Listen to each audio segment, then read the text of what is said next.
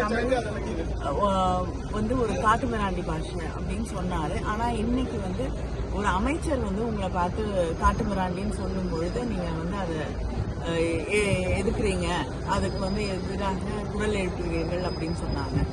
ஒரு தந்தை தன் மகனை பார்த்து ஒரு அக்கறையோடு ஆதங்கத்தோடு நீ இன்னும் நல்லா வரணும், சிறப்பாக செயல்பட வேண்டும் என்பதற்காக கோபத்திலே நீ வந்து உருப்பிட மாட்டேன்னு சொல்றதுக்கும், அடுத்த தெருவில் ஊர் பேர் தெரியாத ஒருவர் வந்து தன் அதே வீட்டு குழந்தையை பார்த்து வந்து தரக்குறைவாக பேசுவதற்கும் வித்தியாசம்.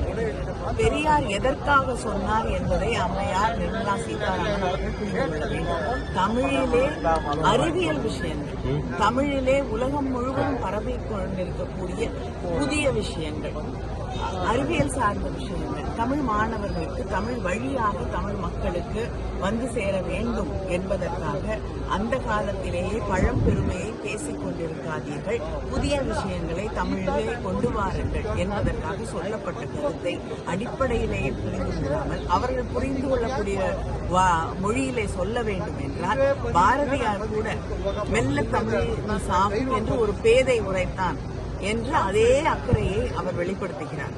அதற்கெல்லாம் கோபப்படாத அம்மையார் நிர்மலா சீதாராமன் போன்றவர்கள் பெரியார் சொல்வதை மட்டுமே திரும்ப திரும்ப திரும்ப பிஜேபி எடுத்து சொல்லிக் கொண்டிருக்கிறது. பெரியார் சொன்னது அக்கறையோடு, எங்களை அவமானப்படுத்துவதற்கோ அசிங்கப்படுத்துவதற்கோ இல்லை. பெரியார் எங்கள் தந்தை பெரியார்.